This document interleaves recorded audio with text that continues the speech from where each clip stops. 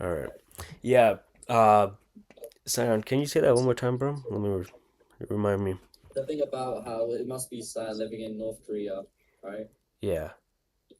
Yeah, because like if you live in North Korea, then you don't have you just it's just like a normal life. There's nothing more to it than live in a factory. Oh no, go to work in a factory, come home, and then do that for the rest of your life. Believe it or not, Because you can't like achieve anything, you can't start a company, you can't have big goals, anything like that. believe it or not, I have not been there. I've always wanted to go to Korea. I love basically seeing what people just absolutely spread a lot of nonsense on because of the propaganda that's truly been said. Uh, I have a handful of friends that went to Korea. They just said things like it's pretty, but at the same time, it's life over there is a lot prettier than what it seems like on social media. A huge, huge difference for the better for them. Um, but they're not really the most welcoming to differences and changes. It's a very their society and structure tries to stay very much intact from what exactly worked for them hundreds of years ago. Because if they have this mindset, if it worked then, it'll work now. And if it can work now effectively, if it can build the economy, if it can build their stocks, if it can build warehouses, if it can build CSI, Consumer Sentiment Index, then what's another 100 years, right, to add on to the equation. They're a very, very old school mindset. Um, Many ways, society wise, structural wise, it's better than the US in terms of uh, succeeding in progress. Um, Plus, they're smart people. Fucking Koreans, they're fucking smart. They're also very communist. I would use that word. I know a lot of people would use something else. I think they're a very communist society, kind of like the UK. That like think about doctors and attorneys for you guys in the UK. When my trip over there, I noticed that basically doctors, the smarter you are, the more useful you are, dude. If especially if you open your own firm, you can charge whatever the fuck you want, right? You can charge, and people will can't say everybody's gonna pay your services, but those who need you, they're gonna pay you whatever you ask for. Um, That's not the case in the US. The US is all about equal opportunity, no matter what. Brand new changes, right? I'm probably gonna get some flame for it, but equal acceptance. If that means, LGBTQ plus, hey, go for it. In fact, you're gonna get criticized if you say something against it, as a matter of fact.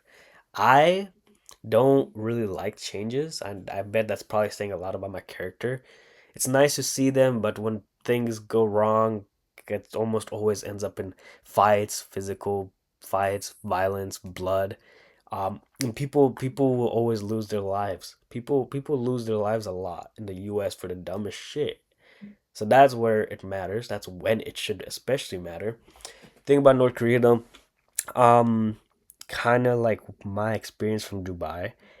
If you do something you don't or you shouldn't do, you will get you will have to suffer a punishment that'll scar you till your last breath. Like in Dubai, a lot of people joke about it. It's not a joke. If you steal something, you're getting that arm chopped off. Or police will straight up just break that arm. If you try to run away, you do a robbery, some shit like that, you're basically losing all of your limbs, or you're getting all your limbs extremely brutally just fucked up. Very much the case in North Korea, but they what North Korea does is that they take it one step a little forward. They beat you up and then they keep you in a confinement.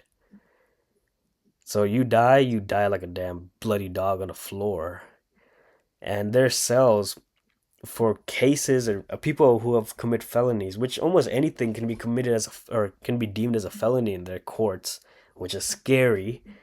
Assaults over there, it's already like, like 30, 40, 50 years, dude, in a fucking confinement, which a cell, straight up no bed. It's literally it's a fucking box, bro. Like, have you seen those boxes? Like the one SpongeBob episode where Squidward was homeless and he was living in a box and he was like, spare change, please. Anybody remember that? Yeah. Yeah, spare change, spare change. It's not a joke. Some of my friends have sent me pictures like this is real, and there's people in there with hardly any clothes, dude. Just a shorts or Yeah, just the some new long pants with generation. holes. So, and I can't imagine there's no AC. So, it just, You just get trapped in a box for the rest of your life in this guy's, yeah, bro. There's no AC. That must be tough. I mean, the picture I saw was literally a guy. His ass was right at his ass and butt crack was straight up leaning against the cage. The cell.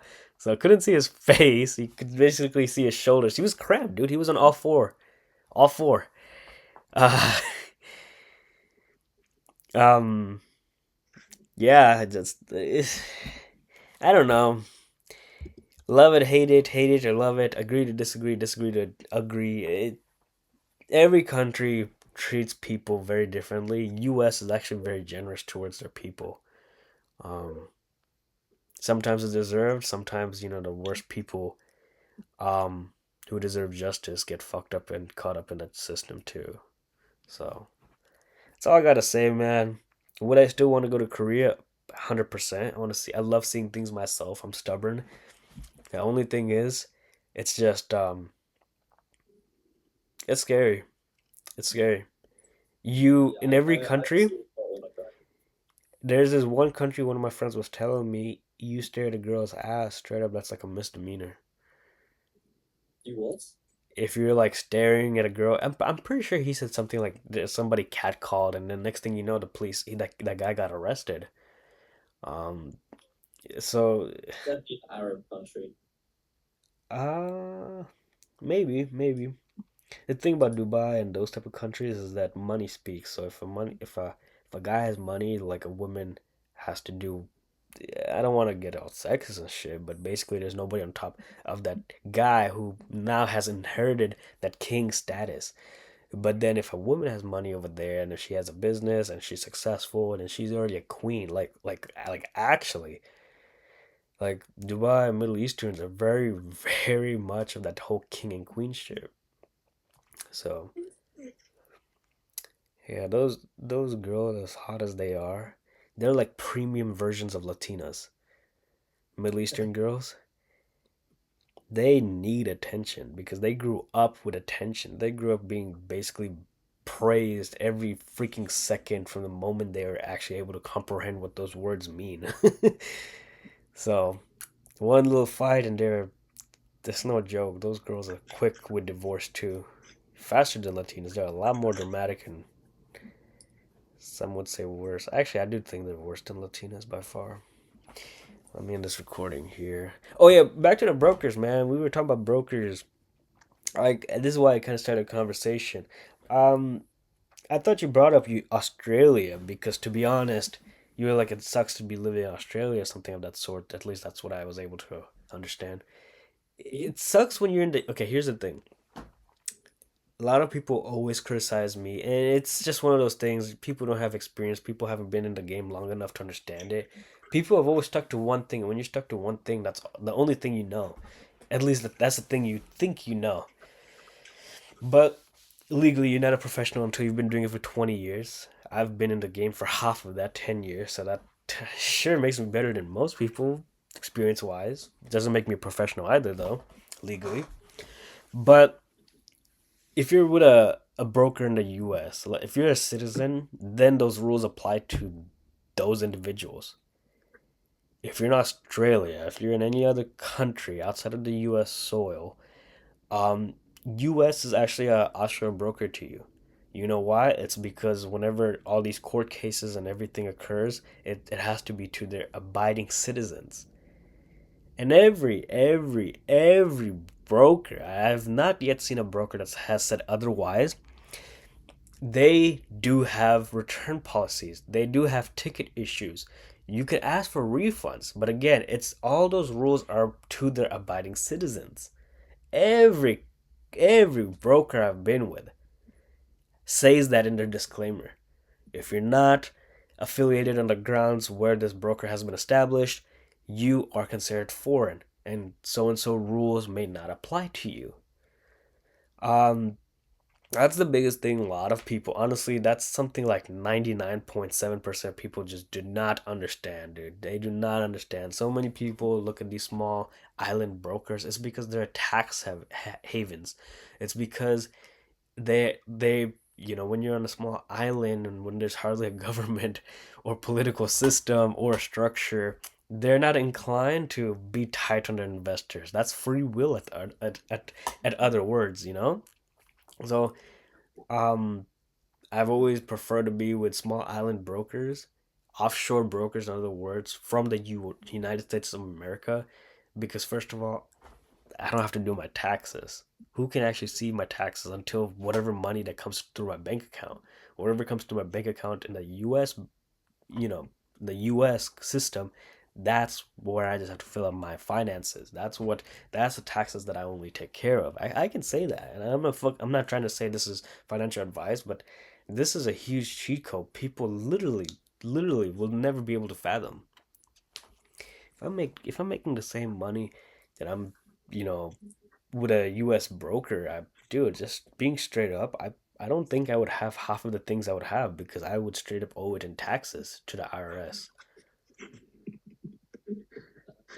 It's not a joke. We people just and then people always want to frame it like it's because you live in California, bro. Move to Texas, Texas. Okay, how about this? Texas, the overall to buy a fixer upper's mortgage, a house in California, in a city in a smaller city, not big cities like San Francisco, Bay Area, San Jose, or LA or San Diego, if you buy houses away from those cities as a fixer upper, it's the same price of a brand new house or basically a big house over there in Texas.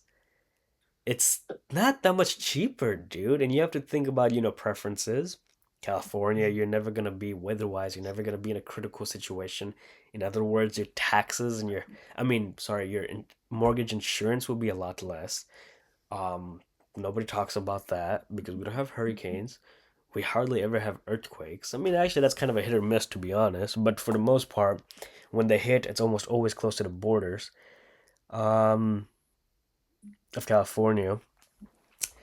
Um, yeah, people are stupid. I would, if I got paid even a dollar, at least a dollar, for every time I've heard move to Texas or move somewhere else outside of California, I'd still be rich.